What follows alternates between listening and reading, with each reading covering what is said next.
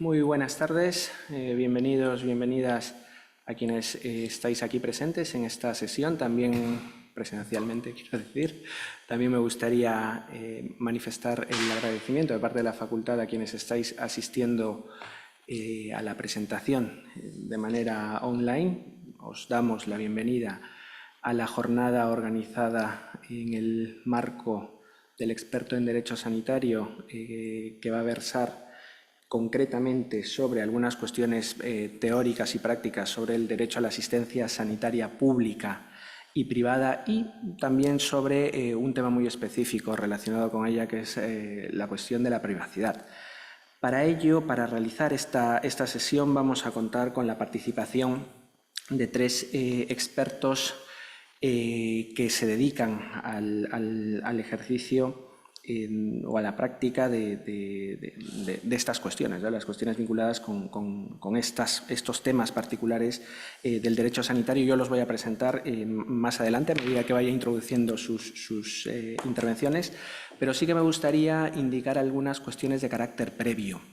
Lo que vamos a tener a lo largo de los siguientes minutos es una mesa de debate. Esto significa pues, que vamos a contar con unas intervenciones cortas por parte de los expertos, las expertas invitadas, y posteriormente pues, abriremos una rueda de preguntas o comentarios simplemente. En segundo lugar, lo que me gustaría resaltar, y yo creo que ya lo he dejado caer al principio de esta presentación, es que esta jornada se realiza como parte de las actividades que nos encontramos realizando en la Facultad de Derecho para dar a conocer el experto en Derecho Sanitario. Se trata de un título propio de la Universidad de Deusto que se imparte y se cursa íntegramente online y de manera asíncrona, es decir, que no hay que asistir a clases en un momento determinado o en unas horas determinadas, sino más bien que se puede realizar en el momento en el que uno o una tenga tiempo disponible para ello. Es un experto de 1 año de duración, aunque la carga lectiva es bastante llevadera, son 15 créditos, vamos a decir el equivalente a 2 asignaturas y medio, extendido en 1 año, y en el que se profundiza no solo en estas cuestiones, lógicamente aquí tenemos a los expertos que van a impartir la charla el día de hoy y que profundizarán en estos temas, sino también en otros que forman parte de lo que ha venido a llamarse derecho sanitario. Entonces, os animo, por aquí hemos repartido algunos flyers, pero también a quienes estáis conectados online, pues os animo a que naveguéis por la página web de la Facultad de Derecho de la Universidad de Deusto para que pues, conozcáis este programa, este novedoso programa que ofrecemos por primera vez en la Facultad de Derecho y además de manera online. Dicho esto, paso a presentar ahora sí a nuestros invitados, invitadas, a quienes agradezco, lógicamente, la participación.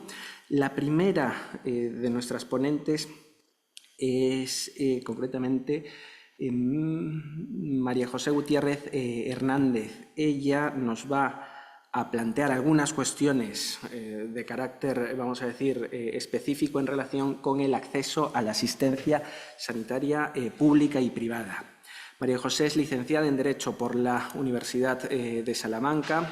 Comenzó su ejercicio profesional como abogada en el despacho Uría Menéndez, donde permaneció durante 14 años, primero en Madrid, luego en Bilbao, concretamente. Luego, en el año 2015, se incorporó como directora de asesoría jurídica en el grupo IMQ, donde es la encargada de pues, asesorar a las distintas agencias, a los distintos organismos que forman parte del grupo en dos cuestiones fundamentalmente: derechos de seguros, contratación, distribución de seguros, normativas sobre ordenación del seguro privado, y en segundo lugar sobre derechos sanitarios, responsabilidad civil médica, autonomía del paciente, protección de datos, etc. Es autora, también tiene una trayectoria académica consolidada, es autora de diversas publicaciones que habitualmente divulga en revistas y foros de la especialidad en Derecho Sanitario. Así que con esta breve presentación le doy las gracias y el uso de la palabra, María José. Muchas gracias, Emilio. Bueno, yo voy a empezar la parte que me toca hablando de lo que es el derecho a la asistencia sanitaria pública y privada. Como sabéis, en España tenemos ese doble sistema, en principio la asistencia sanitaria pública, que supone actualmente es un derecho prácticamente universal a la asistencia sanitaria, pero que sin embargo ha ido evolucionando a lo largo de los años y al mismo tiempo hay determinadas personas que, porque así lo han querido, normalmente mediante la suscripción de un contrato de seguro de asistencia sanitaria, tienen además esa doble cobertura del derecho de no solamente poder acudir a la asistencia pública, sino también a la asistencia sanitaria privada. ¿Cómo se accede a la asistencia a la sanidad pública? Bueno, como os decía, normativamente esa es una cuestión que ha evolucionado mucho en los últimos años. Inicialmente, y nada menos que hasta el año 1986, el acceso a la sanidad pública formaba parte de la prestación del sistema de seguridad social. Con lo cual, eso quería decir que no todas las personas tenían derecho a acceder a la sanidad pública, sino que solamente podían hacerlo aquellas personas que estuvieran afiliadas a la Seguridad Social o bien que fueran beneficiarias de personas afiliadas a la Seguridad Social. Y, por tanto, el sistema sanitario público, digamos que estaba integrado o formaba parte de este mismo sistema de Seguridad Social.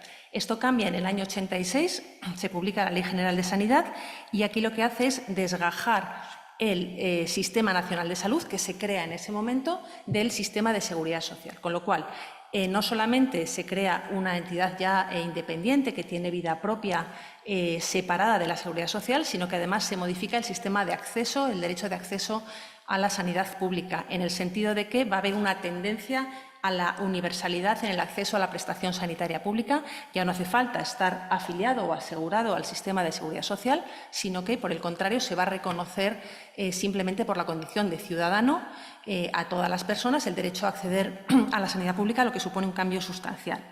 Este sistema se mantiene en el año 2003 con la Ley de Calidad, ¿no?, y Cohesión del Sistema Nacional de Salud, pero tiene lugar un cambio importante en el año 2012. ¿Qué ocurre en ese año? Con motivo de la crisis económica de los años anteriores, bueno, pues se decide volver al sistema anterior, no en el sentido de volver a unir Sistema Nacional de Salud y Sistema de Seguridad Social, que siguen separados, pero sí restringir nuevamente el derecho de acceso a la sanidad pública y nuevamente se vuelve al sistema de afiliación, de tal manera que solamente pueden acceder los afiliados al sistema de seguridad social y sus beneficiarios.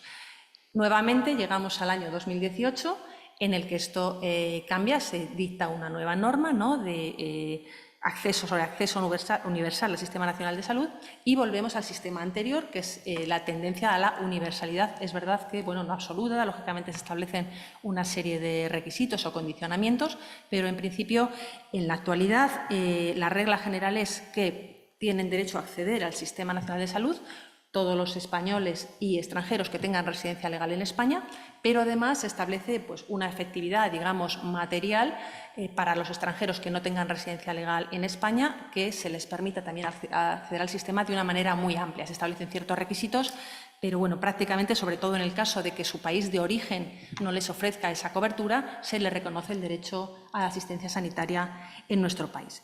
Eso en lo que se refiere al acceso a la sanidad pública. ¿Qué ocurre con la sanidad privada? Bueno, pues como decía, normalmente la vía para acceder a la sanidad privada es un contrato de seguro. También, lógicamente, se puede acceder como paciente privado sin disponer de un contrato de seguro, pero la vía habitual es el seguro de asistencia sanitaria, que puede tener diferentes coberturas en función de lo que se quiera contratar. Hay diferentes modalidades, mayor prima, mayor cobertura. Puede haber asistencia sanitaria en el que la entidad aseguradora se ocupa de asumir el pago de las prestaciones, otras que son pólizas de reembolso, en el que el asegurado puede acudir a cualquier medio médico, esté concertado o no, y luego la entidad le reembolsa normalmente pues hasta un porcentaje, 90% suele ser del coste de esa asistencia. Hay diferentes modalidades, pero el caso es que hay muchas personas que tienen esa doble cobertura, ¿no?, en el sentido de que desde el momento en que existe la universalidad en el derecho a la asistencia sanitaria, las personas que tienen ese seguro privado tienen una cobertura adicional o que complementa el derecho a la asistencia sanitaria pública. Tenemos una excepción, que es el caso de los mutualistas, es decir, los funcionarios de la Administración General del Estado que forman parte de 3 mutualidades que tenemos en España, que son MUFACE, para los funcionarios de la Administración General del Estado, MUGEJU, para los del Poder Judicial, e ISFAS, para los miembros de las fuerzas y cuerpos de seguridad del Estado. Tienen estas 3 mutualidades y ellos tienen que elegir, es decir, tienen que elegir o bien acuden a la sanidad pública o bien acuden a la sanidad privada. Entonces, en su caso, no hay doble cobertura, a menos, lógicamente, que quisieran contratar un seguro privado, que normalmente no lo hacen porque si acuden a la sanidad privada no les cuesta nada, ¿no? Lo tienen incluido como si fuese su sistema nacional de salud.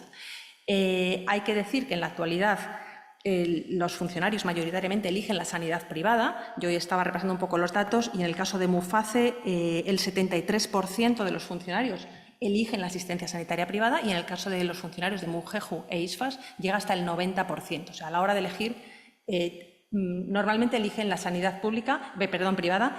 Es cierto que la cartera de servicios que tienen es la misma que la del Sistema Nacional de Salud. O sea, ellos en principio tienen las mismas coberturas, no renuncian a ninguna cobertura por el hecho de elegir la sanidad privada, pero sí que tienen la obligación de utilizar los medios concertados que pone a su disposición la entidad. ¿Qué cuestiones se nos pueden plantear, digamos, en relación con acceso a la sanidad pública, acceso a la sanidad privada? Algunas cuestiones prácticas. A mí se me ocurrían 2. Una, ¿qué ocurre con una persona que tiene que, al no ser funcionario del Estado, en principio tiene asistencia sanitaria pública y además tiene un contrato de asistencia sanitaria y tiene la asistencia sanitaria privada? ¿Qué ocurre cuando acude a un centro público para recibir asistencia sanitaria? En principio podemos pensar que, puesto que tiene derecho a la asistencia sanitaria pública, eso lo va a asumir, va a ir con cargo a la financiación pública, que no tiene que pagar nada, ni tampoco la entidad aseguradora con la que tiene el contrato de asistencia sanitaria, seguro de asistencia sanitaria. Eso es así con carácter general, pero hay algunas excepciones. ¿Qué excepciones hay? En el caso de que el asegurado acuda a medios concertados por su entidad aseguradora y ésta no tenga medios suficientes, por ejemplo, pues porque se trata de una prestación incluida en la cobertura de su seguro de asistencia sanitaria. Pongamos, por ejemplo, UCI neonatal. Es muy habitual que, al ser una infraestructura, digamos, que es muy costosa y que además no hay muchos casos de partos en el que el recién nacido necesite una UCI neonatal, ¿qué es lo que hacen los hospitales o las clínicas privadas? Lo que hacen es, aunque lo tienen incluido en la cobertura de su póliza, derivan al paciente, cuando ocurre uno de esos casos, a la sanidad pública. En ese caso, la aseguradora de asistencia sanitaria tiene que asumir el coste de esa prestación. Es decir, que aunque el asegurado tenga doble cobertura y podría ir por su propio pie, digamos, invocando su derecho a la asistencia sanitaria pública, podría ir a la asistencia sanitaria pública, al Sistema Nacional de Salud, y no tendría que pagar nada a la aseguradora, en el caso de que sea derivado por parte de un medio concertado, en ese caso, la entidad pública, en este caso, por ejemplo, Osakidetza, sí que tiene derecho a reclamarle el importe de ese servicio a la entidad aseguradora. Así ocurre en nuestro caso, por ejemplo, desde el igualatorio, en el que Osakidetza nos gira la correspondiente factura por los servicios que nosotros prestemos asegurados nuestros, que son derivados. Puede ser un ejemplo la UCI neonatal, pero podría ser un caso en que, por ejemplo, pues hay un exceso de, por ejemplo, que no hay camas disponibles, porque puede haber un exceso de pacientes en un momento dado, o puede ocurrir que a lo mejor no se tengan guardias 24 horas en determinadas especialidades, pues porque a lo mejor hay muy poca demanda. Pues no sé, se me ocurre oftalmología o otorrinolaringología, que son especialidades en las que las guardias son bastante limitadas. En un momento dado se puede decidir tener, por ejemplo, guardias durante el día y por la noche, pues en lugar de tener un sistema de guardias 24 horas, puedo elegir derivarlo a la sanidad pública, pero en tal caso yo como aseguradora tengo que asumir ese coste. Eso por una parte. Otro caso práctico que se nos plantea en relación con estas cuestiones es el de los mutualistas que acuden a centros públicos, porque ya hemos dicho que ellos tienen que elegir o bien sanidad pública o bien sanidad privada, pero si eligen acudir a la sanidad privada no pueden utilizar los medios públicos con carácter general, hay excepciones. Entonces, si un mutualista acude a una entidad pública, a un hospital público, podría ser el Hospital de Cruces aquí o cualquiera del sistema de Osakidetza, y no está en los supuestos establecidos en el concierto que regula la asistencia sanitaria de los mutualistas, él mismo tendría que pagar el importe de esa asistencia. ¿En qué casos no tendría que hacerlo y puede acudir a la sanidad pública? Básicamente son 2. El primero es cuando sea una situación de urgencia vital y en tal caso acuda al hospital que tenga más cerca. En ese caso, desde luego, lo tendríamos que pagar las aseguradoras, la aseguradora en cuestión, tendría que pagar esa asistencia. Y, en segundo lugar, en caso de una denegación injustificada de asistencia por parte de la aseguradora. ¿Cuándo hay denegación injustificada de asistencia? Pues cuando no se le da respuesta, por ejemplo, a una petición de asistencia en el plazo de 5 días, o cuando el médico que le trata considera que en ese hospital no tiene medios suficientes y prescribe su traslado a un hospital público.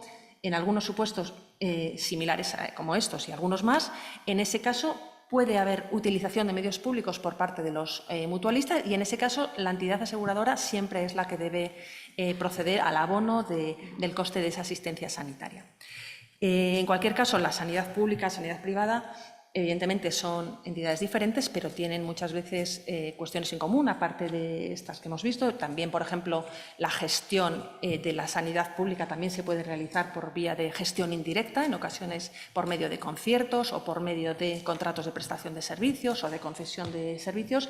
En ocasiones también son las entidades privadas las que prestan el servicio sanitario público con sus propios medios en virtud de acuerdos alcanzados con la Administración. Y luego, por supuesto, hay que tener en cuenta también que hay gran parte de la normativa del derecho sanitario que es la misma para la asistencia sanitaria pública o privada, que se nos aplica lo mismo, por ejemplo, en casos tales como historias clínicas o consentimientos informados, etcétera. Tenemos la misma normativa, aunque, claro, también hay algunas diferencias.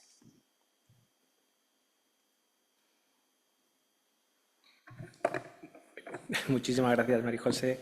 Ya me he apuntado a algunas cuestiones que me han surgido a lo largo de tu intervención. Las dejaremos, lógicamente, para el final. A continuación, lo que tengo el placer de hacer es introducir la intervención que va a realizar nuestra compañera Adriana Crespo. Ella es licenciada en Derecho por esta universidad, por la Universidad de Deusto. Ha realizado también el máster en Gestión de Empresas Marítimo-Portuarias y Derecho Marítimo de la Universidad de Deusto. Cuenta con un máster en Derecho y Ciencias Políticas con especialidad en Derecho Privado en la Universidad de Burdeos. Es delegada de Protección de Datos certificada bajo el esquema de la AEPD. Ha sido abogada, por otro lado, del Departamento de Derecho Procesal de Uría Menéndez, miembro del Ilustre Colegio de la Abogacía de Vizcaya, así como de diversas asociaciones profesionales en materia de protección de datos. Colabora desde hace ya unos cuantos años como docente en nuestra casa, en la Universidad de Deusto, en diversos másteres universitarios, y desde el año 2018 es abogada y DPD de diversos centros sanitarios y sociosanitarios del grupo IMQ en el País Vasco. El tema que nos va a comentar, o las cuestiones que nos va a comentar Adriana, están vinculadas precisamente con una de las grandes, vamos a decir, innovaciones del derecho sanitario en nuestra época, ¿no? Que es la cuestión de la autonomía, el consentimiento informado. Pasamos de una etapa de beneficencia paternalista en tiempos ya pasados a una en la que todo gira o pivota en torno al principio de autonomía. Y nos va a comentar precisamente cuál es la importancia práctica del consentimiento informado a efectos de reclamaciones por mala praxis. Adriana. Hola, buenos días, buenas tardes, muchas gracias. Sí, yo en mi intervención quería hacer una exposición y un aterrizaje a la práctica de lo que es el consentimiento informado en el ámbito sanitario, que no hay que confundir con el consentimiento en materia de protección de datos. Esta charla habla de protección de datos y sanidad. En este caso es consentimiento informado única y exclusivamente a efectos de derecho sanitario. Entonces, el consentimiento informado es un derecho, como comentaba el profesor Emilio, un derecho de los pacientes a esa autonomía y ese salir de un derecho de una sanidad más paternalista en la que el paciente parece que no sabe lo que es bueno para él, a darle esa posibilidad de decidir, ¿no?, si quiere o no una determinada intervención sobre su persona con unos fines de sanidad. Muchas veces los profesionales sanitarios pues igual no le dan la importancia, y los centros la importancia que tiene este consentimiento, y se tramita como una vera burocracia. Pero es cierto que el consentimiento informado resulta muy relevante en la práctica jurídica, sobre todo a efectos de determinar si una determinada actuación es correcta o existe mala praxis. El consentimiento, de acuerdo con el decreto del País Vasco, el consentimiento informado del paciente puede ser verbal o puede ser escrito. Si estamos en el ámbito de una intervención quirúrgica o tratamiento de riesgo, es necesario que este consentimiento sea por escrito y además la propia norma, tanto la Ley de Autonomía del Paciente como el decreto vasco, establecen que tiene que incluirse en la historia clínica, a la que luego me referiré en la siguiente intervención. Este consentimiento tiene que ser firmado por el paciente y tiene que ser firmado también por el médico. En principio es el médico, el profesional que atiende al paciente, el que tiene esa obligación de recabar ese consentimiento tras haber informado correctamente al paciente sobre qué tipo de intervención se le va a realizar, qué riesgos tiene esa intervención, qué alternativas asistenciales existen y una vez que el paciente conoce todos estos riesgos, los asume. Está asumiendo unos riesgos en una intervención, porque está claro que la sanidad no está exenta de riesgos y las intervenciones no están exentas de riesgos. ¿Por qué es relevante que ese consentimiento, ese documento que se firma, sea completo y recoja todas las cuestiones relevantes y todos los riesgos importantes?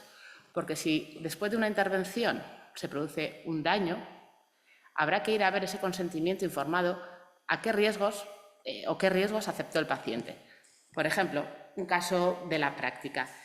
Tenemos una intervención quirúrgica de cualquier tipo en la que hay una anestesia.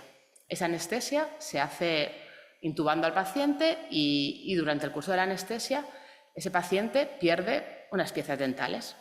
El paciente, después de la intervención, ha salido bien, pero como consecuencia de la anestesia ha habido un daño. Ese paciente reclama por ese daño en esas piezas dentales.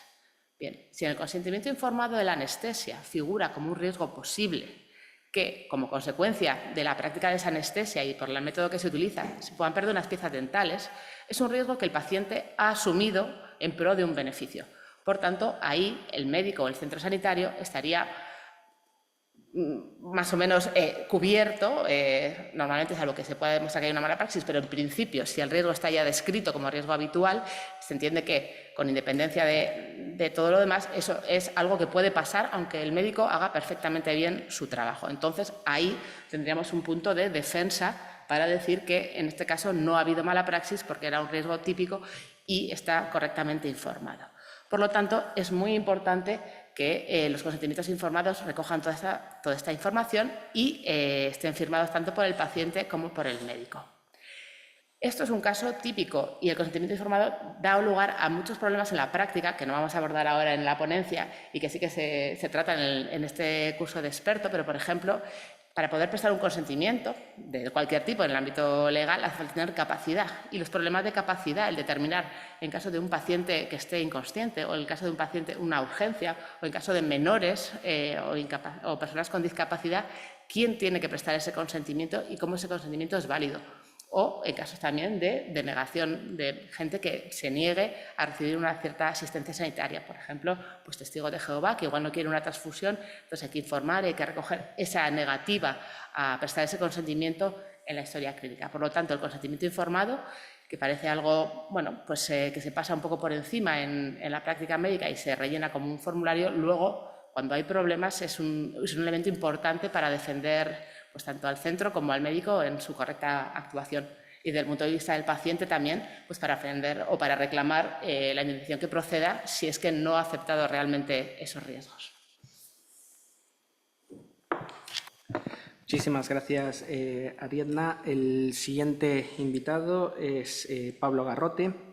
Es licenciado en Derecho con especialidad económica también por nuestra casa, delegado en Protección de Datos, certificado de conformidad con los esquemas AEPD y por ANF, máster también en Asesoría Jurídica por el Instituto de Empresa y se ha embarcado, no contento con ello, con la realización de un doctorado en Derecho por esta universidad.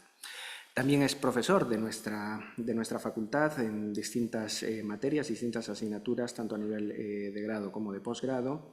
En el ámbito profesional es abogado especializado en Derecho Mercantil, lo fue durante el periodo 2005-2015 en Uría Menéndez. Tiene experiencia, lógicamente, en contratación mercantil, derecho societario debido a todo el bagaje, ¿no?, que adquirió en ese periodo. Es abogado y delegado de protección de datos del grupo IMQ desde el año 2015 hasta la actualidad y miembro, por último, de la Junta Directiva de la Asociación Profesional Española de Privacidad. Pablo concretamente va a introducir otra de las cuestiones pues, bastante problemáticas y polémicas en el ámbito del derecho sanitario, y es precisamente toda la cuestión vinculada con la protección de datos. En su intervención va a comenzar poniendo de manifiesto cuál es la normativa general que aplica la protección de datos, la normativa de carácter genérico, y luego va a realizar un aterrizaje a la normativa de protección de datos en el ámbito sanitario. Pondrá de manifiesto pues, cuáles son las relaciones que existen y los conflictos probablemente que puedan surgir debido a esa interrelación. Pablo, tienes la palabra. Muchas gracias, Emilio, y muchas gracias a todos los que os habéis acercado hoy aquí a esta charla y también a los que lo hacéis desde vuestras casas a través de Internet. Efectivamente, el ámbito de esta charla y también del experto en Derecho Sanitario de la Universidad de Deusto tiene por objeto poner en relación esta disciplina con el tema de la privacidad. Como sabéis, la privacidad de los datos, en este caso datos médicos, no principalmente de pacientes, es una esfera, digamos, bastante sensible con el que la gente cada vez está más concienciada y fruto de eso la normativa también cada vez se ha vuelto más exigente. En el año 2018 entró en vigor el Reglamento Europeo de Protección de Datos, que afecta tanto a entidades públicas como a entidades privadas a nivel de toda la Unión Europea, con lo cual esta normativa lo mismo afecta a los gobiernos de España, Francia o Alemania, pongo por caso, pero también afecta a entidades privadas de cualquier ámbito que desarrollen su actividad en la Unión Europea, y en el caso sanitario afecta por igual a hospitales públicos que a clínicas privadas o a médicos que desarrollen en su consulta particular la actividad médica, ¿no? Con lo cual, bueno, es importante que tengamos en cuenta a la hora de estudiar las implicaciones que tiene, ¿no?, dentro del derecho sanitario la materia de protección de datos, que sepamos que hay una norma, que es el Reglamento Europeo, que nos va a regir en un primer lugar y de manera general, y que creo yo, para aquellos que nos dedicamos al derecho, que tenemos la suerte de que sea igual para toda la Unión Europea, con lo cual una vez que nos conocemos el Reglamento Europeo, lo mismo nos sirve para asesorar a una empresa española que a una administración pública alemana, poco por caso. Eso nos da bastantes ventajas, ¿no?, frente a quizás otra normativa que es pues de ámbito nacional exclusivamente, esta es de ámbito europeo. Y que además, en el caso de España, tenemos que poner en relación con una ley orgánica de protección de datos, una nueva ley orgánica que es del año 2018, que lo que hace es desarrollar en parte el reglamento. A diferencia de una directiva europea, el reglamento es directamente aplicable, no necesita de derecho nacional para transponerlo, con lo cual el reglamento europeo es directamente aplicable, pero sí que el propio reglamento europeo permite que los estados, dentro de una cierta autonomía que les da la norma, puedan regular algunos aspectos concretos, aterrizarlos para su, digamos, ámbito nacional. Por ejemplo, a la hora de prestar un consentimiento en materia de protección de datos por parte de menores de edad, el Reglamento Europeo da un margen a los estados para que pues esa minoría se pueda fijar entre los 13 y los 16 años, ¿no? En el caso de España se optó por 14, pero seguramente si vamos a Francia, pues sean, no lo sé, 13, en Alemania 15, hay un cierto margen de flexibilidad, que eso es lo que desarrollan las normativas nacionales, pero sinceramente no se desvían mucho, desde luego no se desvían nada, y simplemente lo que hacen es concretar aquello en lo que el reglamento les da margen. Bueno, con lo cual nosotros que nos vamos a dedicar al derecho sanitario, en esta charla y en el curso de experto, pues sabemos que para la materia de privacidad, de protección de datos, tenemos que acudir a estas normas en España. Al reglamento, que es común a toda la Unión Europea, y a la ley orgánica de protección de datos. Muy bien. Pero no únicamente, sino que también existe la normativa sanitaria de la que hablaba María José, que en el caso de España existe a nivel nacional, pero también a nivel autonómico, que marca también, que establece determinadas pautas en materia de privacidad y de protección de datos. Entonces, con carácter general nos tenemos que conocer la normativa de protección de datos, pero con carácter especial también para esta materia de protección de datos tendremos que acudir a la normativa sanitaria, tanto nacional como autonómica, que marca determinadas pautas concretas que luego mi compañera Ariadna desarrollará en algunos aspectos concretos. Pero, por ejemplo, pongo por caso, en el derecho relativo a... no quiero tampoco pisarte la intervención, así que simplemente lo citaré como ejemplo. Cuando una persona quiere acceder a sus datos, tanto el Reglamento Europeo de Protección de Datos como la Ley Orgánica le reconoce ese derecho a acceder a los datos, pero habrá unas especificidades en materia sanitaria que te regulan tanto la Ley de Autonomía del Paciente a nivel nacional del año 2002 española, como el Decreto Vasco del año 2012 en materia de historias clínicas, que te dirán, que te enmarcarán un poco cómo, de qué manera específica puedes acceder a tus datos de salud. Es decir, bueno, pues para esta materia tendremos que agarrarnos a estas especificidades que tendremos que conocer, que ahora solamente citamos a vuelo de pájaro. Es verdad que Ariadna lo citará con un poco más de detalle, pero que en el curso veremos, lógicamente, con más detalle. Dicho esto, y bueno, habiendo un poco plasmado este marco general sobre la normativa aplicable, sí que quería incidir en uno de los derechos típicos o habituales en materia de protección de datos y cómo se aterriza ese derecho en materia sanitaria. En el ámbito de la protección de datos existen principalmente, y algunos que están aquí en la sala lo saben perfectamente, los derechos principalmente reconocidos a los interesados, es decir, a los titulares de los datos de carácter personal. En el ámbito sanitario estamos hablando principalmente de los pacientes. Los pacientes tienen derecho al acceso a sus datos, a la rectificación de los datos, es decir, si no están correctos o si hay que ajustarlos a que se corrijan, a la supresión de esos datos, a la limitación en el tratamiento de esos datos, a la portabilidad y a la oposición, a que se lleven a cabo determinados tratamientos. Ahora no nos da tiempo a aterrizar todos estos. Pero hay un séptimo derecho, que es en el que yo me voy a detener, que es el de información. Cuando tú, como paciente, acudes a un hospital público, aquí en el caso del País Vasco, a Osakidetza, ¿no? O acudes a un hospital privado, en el ámbito en el que nos movemos los ponentes de esta mesa, pues por ejemplo la clínica Zorrozaur. O acudes a un policonsultorio o a una consulta de un médico privado, a la hora de prestar el servicio médico existe la obligación, no puede ser de otra manera, de que se te traten tus datos de carácter personal como paciente, es decir, que se te identifique, es decir, que el médico te identifique quién eres, tus datos identificativos, tus datos de contacto, y luego además que vaya recogiendo, pues digamos, en una historia clínica, que vaya recogiendo los datos, digamos, pues de esa consulta que tienes, en su caso el tratamiento que te receta, si hay un seguimiento, el seguimiento, etc. Y todo eso se recoge, se tratan los datos. Bueno, pues cualquier interesado, y en este caso cualquier paciente, tiene derecho a que en el momento en el que se le vayan a captar sus datos, se le informe. ¿Se le informe de qué?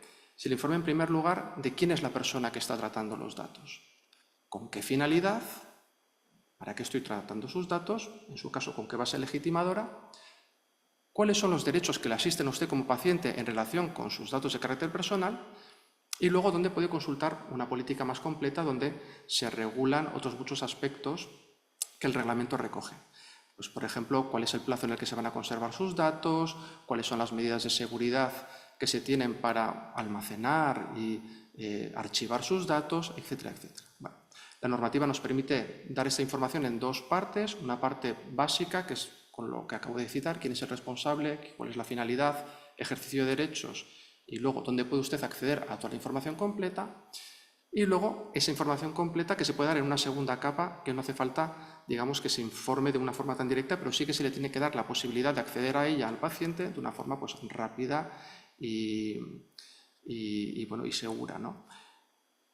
Entonces, en cuanto a este derecho de información, claro, se nos plantea una cuestión, yo creo que se nos suscita a los abogados, que quizás al paciente en primera instancia pues no repara en ello. Y es la siguiente: cuando yo acudo a un hospital de Osakidetza, por ejemplo, acudo aquí al hospital de Basurto, o quizás una semana después a Txagorritxu en Vitoria, o quizás a la residencia del Hospital Donostia de San Sebastián, cuando entro por la puerta resulta que la persona jurídica que me está atendiendo es la misma. Y por lo tanto, habiéndome dado la información en un momento determinado, ya ha cumplido. Porque yo entre por distintas puertas ante un mismo organismo no significa que los responsables sean distintos, no, es el mismo responsable del tratamiento. Por lo tanto, eso también implica que cuando voy a Vitoria van a conocer el episodio que me vieron en Bilbao o el que me han visto en San Sebastián.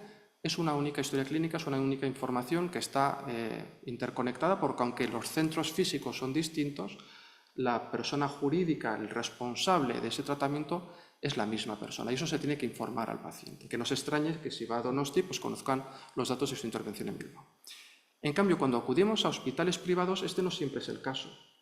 Es decir, cuando yo acudo, por ejemplo, lógicamente, pues a la clínica Zorrozaurre y acto seguido, pues seguramente acudo a un hospital, no ya de otra empresa, de otro grupo de empresas distintos, sino del mismo grupo de empresas o a otra clínica, es posible que el responsable sea distinto, y esto ocurre con mucha frecuencia.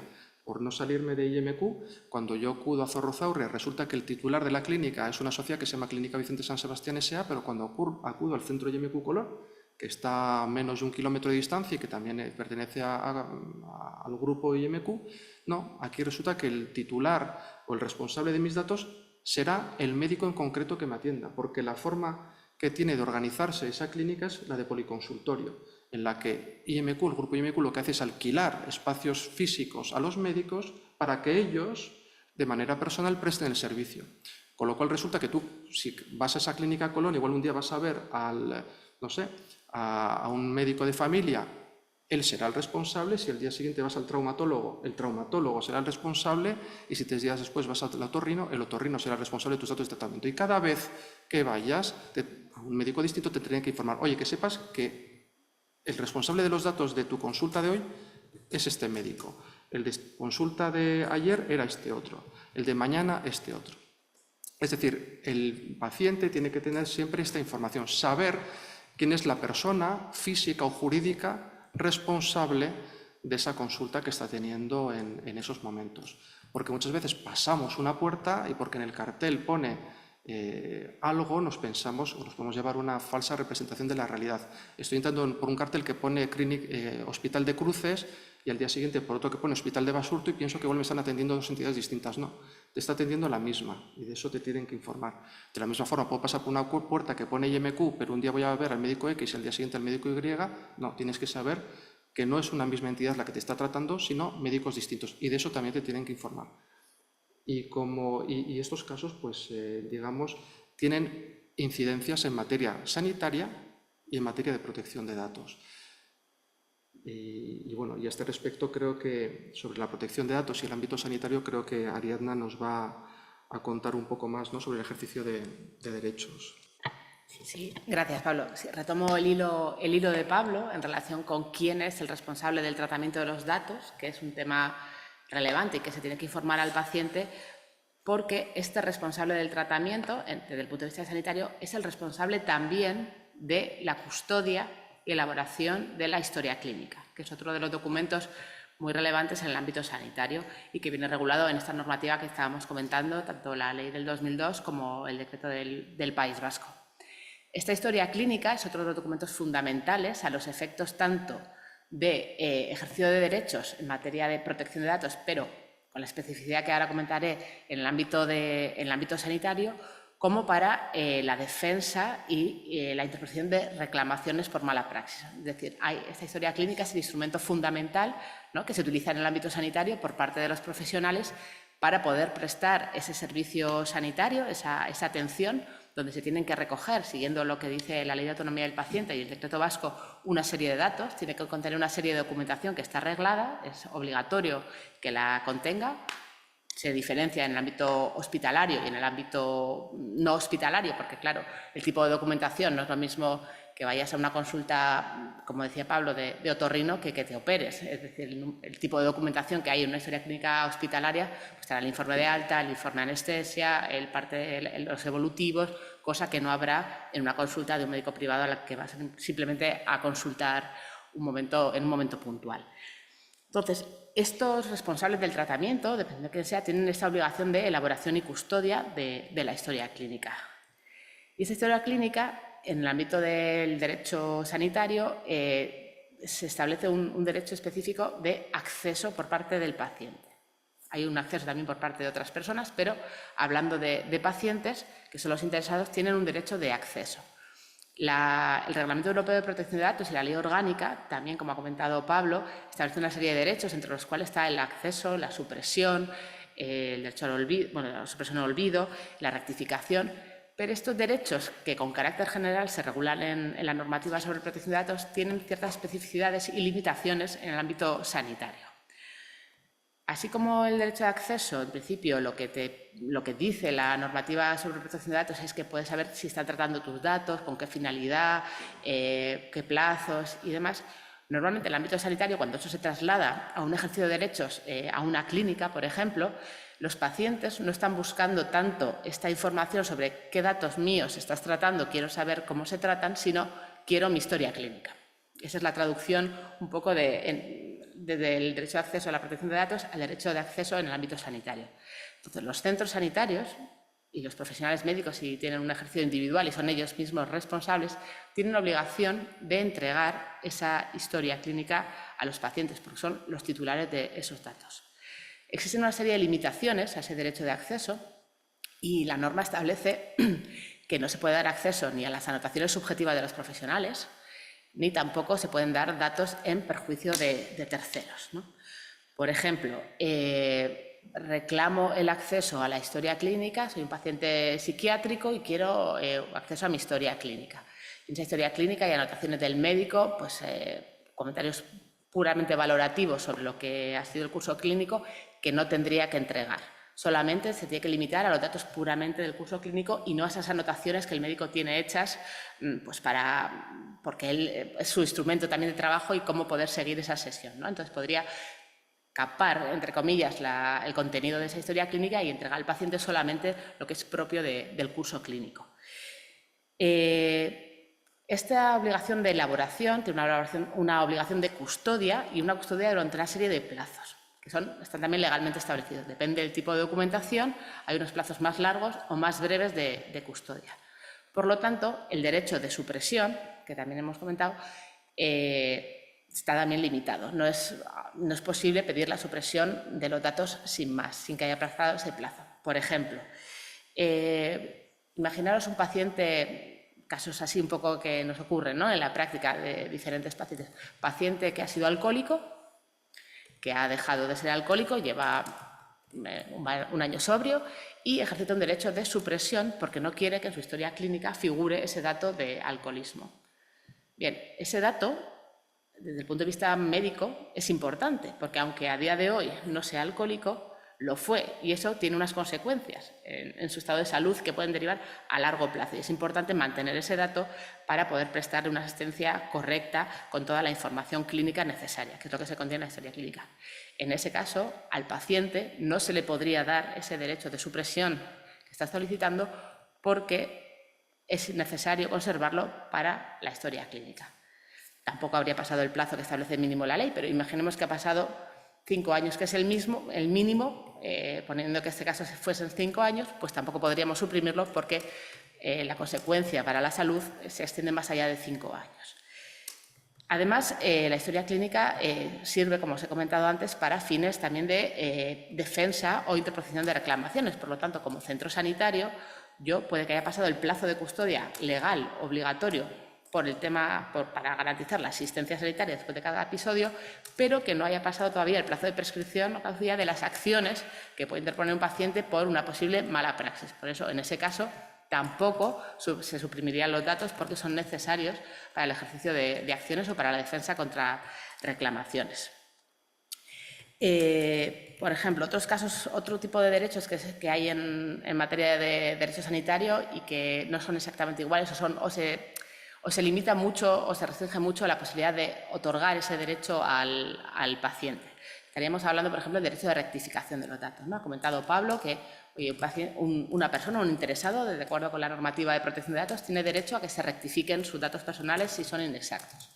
Bien, esto no plantea ningún problema en el ámbito sanitario si lo que quiero rectificar es mi DNI, mi apellido que esté mal o algún dato, pues mi dirección, esto no tiene problema. Pero ¿qué pasa? Que también se da mucho que yo soy un paciente y me he sometido a tratamiento de rehabilitación. Entonces, durante el curso del tratamiento, solicito el acceso a mi historia clínica y veo que en el informe que me entregan pone que estoy pues, prácticamente recuperado. Y entonces yo no estoy de acuerdo con esa información y entiendo que es errónea, que el médico ha valorado mal mi caso y que yo, pues, por ejemplo, si es el codo, pues no puedo flexionar bien el codo y entiendo que no estoy curado. ¿Puedo pedir la rectificación? Puedo solicitarlo. ¿Me la tienen que dar? No. Es decir, una cosa es que yo no estoy de acuerdo con el criterio médico y otra cosa es que el dato sea inexacto. Ahí, aunque el paciente aporte informes y contrainformes, el médico no tiene obligación, ni desde el punto de vista del derecho sanitario ni de la protección de datos, a rectificar lo que ha recogido en su informe, porque es su valoración subjetiva sobre el estado del paciente. Entonces, bueno, pues, vemos que los derechos de los pacientes en el ámbito sanitario se ven un poco limitados o modificados en su ejercicio y su respuesta respecto de lo que establece la normativa de protección de datos. Bueno, hay otros derechos que en este pequeño foro no nos da tiempo a abordar por el espacio de tiempo, pero que, bueno, que se abordan también en el máster y en este caso Pablo, el experto, puede hablarnos de ellas. Bien, pues con esto damos por finalizada esta mesa introductoria. Ahora tenemos unos minutillos para realizar, pues, preguntas o comentarios en relación con los temas tratados. Yo animo a las personas que están conectadas online por un lado y a quienes estáis aquí presentes por otro, para que, pues, planteéis las cuestiones que consideréis adecuadas.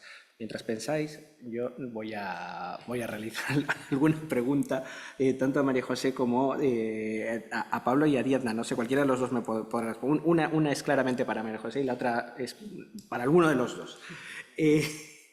La cuestión que, claro, María José lo que exponía, que me parecía muy interesante, es en relación con los mutualistas. Y decía María José que la entidad aseguradora asume el costo de la asistencia pública en dos casos. Uno de ellos era la de urgencia vital.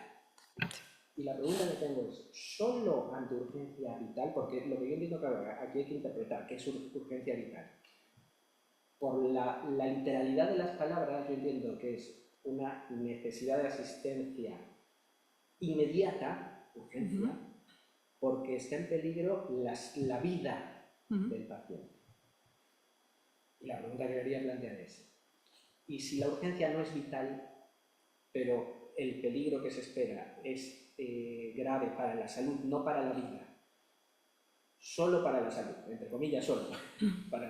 ¿Se puede o no se puede? A ver, el concepto de urgencia vital está definido en el propio concierto en el que se regula, bueno, cada una de las tres mutualidades, MUGEJU, FACE e ISFAS, tiene su correspondiente concierto con las tres entidades privadas que actualmente prestan la asistencia sanitaria, que son ADESLAS, DKV y ASISA. ¿Vale? En cada uno de esos conciertos, que son bastante largos, contiene una descripción detallada, por supuesto, de todas las prestaciones, de los procedimientos, y también se define lo que se entiende por urgencia vital.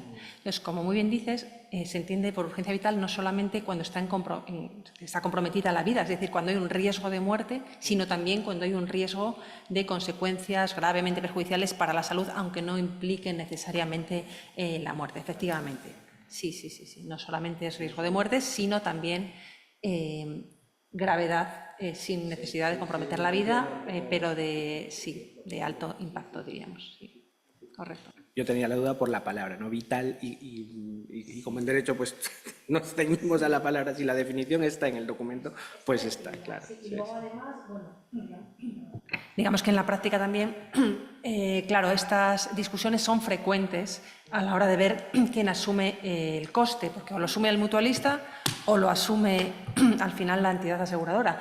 Entonces, ¿qué ocurre? Cuando no están de acuerdo las dos partes, entonces hay un sistema establecido en el concierto que es una comisión mixta primero provincial en la que están representadas las dos partes, ¿no? La mutualidad y la entidad de asistencia sanitaria en cuestión, y luego hay una comisión mixta nacional, una especie de órgano superior al que se puede acudir si no se está de acuerdo con la decisión de la comisión mixta provincial, y luego son resoluciones que se pueden recurrir en la vía contencioso administrativa. Entonces, todos estos conceptos, aparte de estar definidos en el propio concierto, están interpretados también por la jurisprudencia. Entonces, hay mucha casuística de, bueno, pues, no sé, el mutualista pues, que le da un infarto, pero está muy cerca del hospital de su entidad concertada, pero acude a otro. En ese caso es urgencia vital, pero tendría que haber acudido prioritariamente a su hospital, o si acude a otro. Es decir, hay mucha casuística. No solamente es qué se entiende por urgencia vital, sino en qué circunstancias se puede acudir. etcétera. Entonces, bueno, sí, son conceptos que dichos así pueden parecer fáciles, pero luego la práctica, la casuística sí que es muy variada. Pues muchas gracias. Bien, y no sé si hay alguna cuestión por aquí.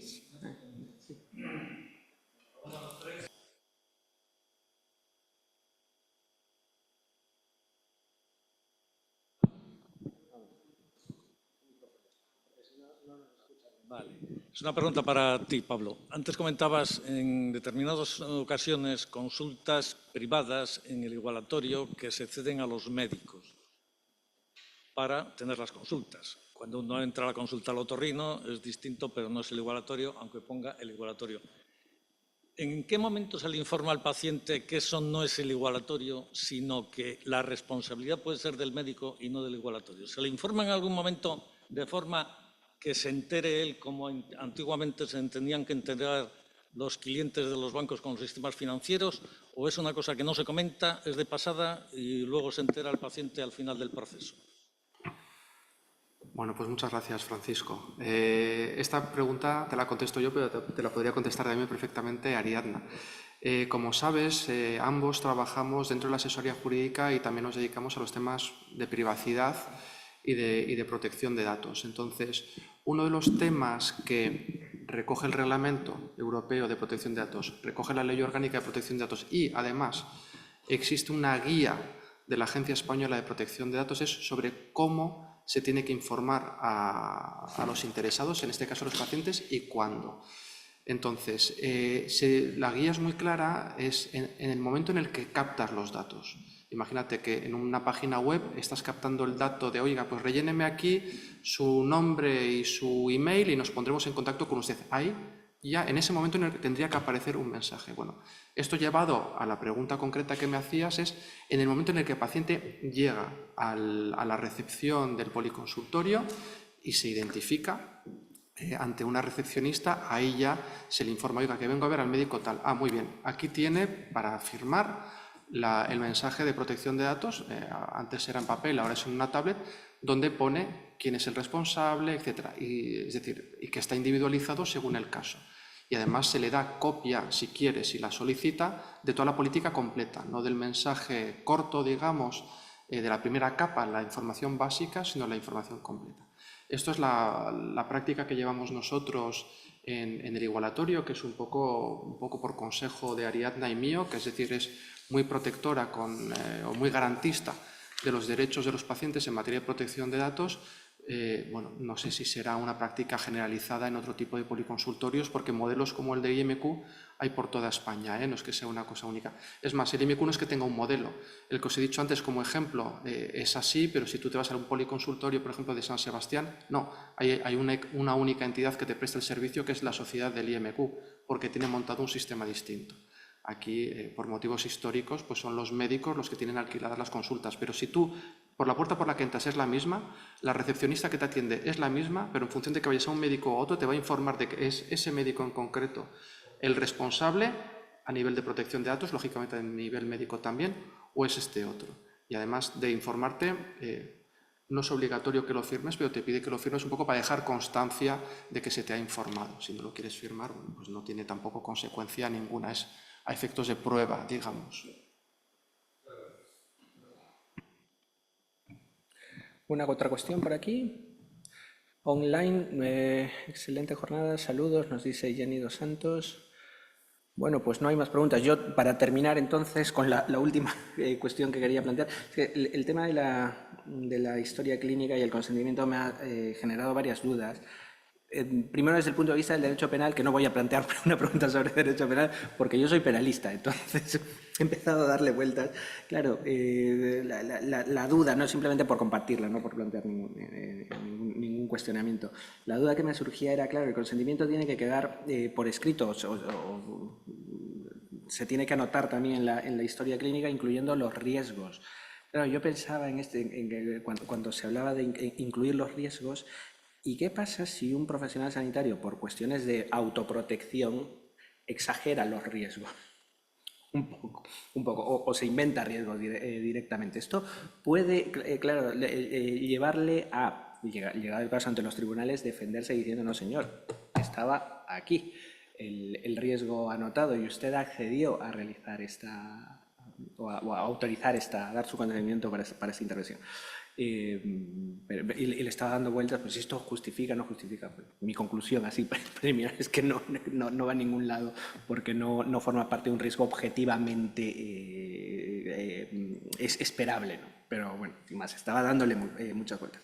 Y la pregunta que quería plantear, se ha hablado también del derecho de supresión y que en principio hay unos plazos y hay pues unos criterios precisamente relacionados con la autoprotección de las instituciones, de los centros, para pues negarse a eliminar o a suprimir esos datos. La pregunta que quería plantear a Adriana o a Pablo es si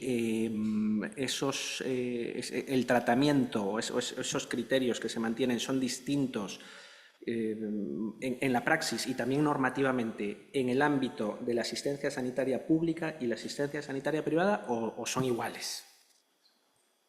Si te parece, Pablo, contesto yo a esta pregunta.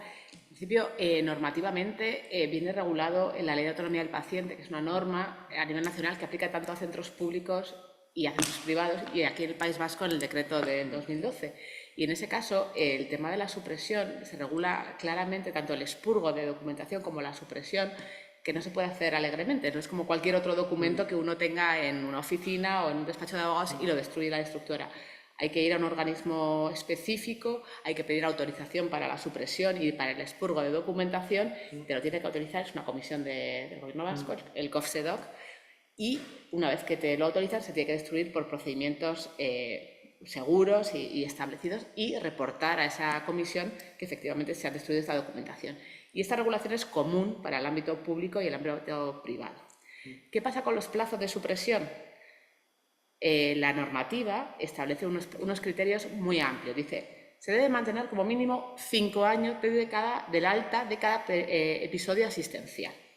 Y a partir de ahí, dice, en todo caso, el plazo necesario para prestar la asistencia sanitaria. Claro, en ese margen de plazo necesario para prestar asistencia sanitaria hay muchas interpretaciones, no tanto del ámbito público como privado, sino por cada centro, cada responsable. No hay un consenso en absoluto sobre cuáles son los plazos en los que se debe conservar toda la documentación sanitaria. Hay criterios más extensivos que dicen, bueno, mientras el paciente sea paciente de este centro, pues mantengo toda su historia clínica porque resulta relevante o a criterio del médico que lo interpreta para prestar una asistencia. Otros que pueden entender que pasados 5 años, depende de qué tipo de asistencia, ya no es necesario tener esa información. Entonces, no hay un criterio estándar, sí que hay algún libro blanco en función de, por ejemplo, de anatomía patológica, intentando crear unos criterios pues estándar para dependiendo qué tipo de documentación o muestras anatomopatológicas, bueno, pero no hay una homogeneidad, depende un poco del centro, del responsable y de los criterios que aplique. Pues muchísimas gracias, Ariadna. Yo con estas intervenciones, pues creo que corresponde dar por finalizada la jornada, agradeciendo a quienes habéis asistido de manera telemática y, lógicamente, a quienes estáis aquí presentes, especialmente a nuestros ponentes y pues recordando que todas esas cuestiones se van a profundizar muchísimo más en el marco del experto en Derecho Sanitario y si tenéis pues alguna duda respecto de ello, podéis entrar a la web. Por último, también tenemos un canapé, me parece, ¿no, Erika? A quienes estáis conectados online, lamentablemente no os podemos invitar al canapé online, pero a quienes estáis aquí en persona, sí, a la salida de la sala. Muchísimas gracias a todas y a todos los que estáis aquí presentes. Gracias.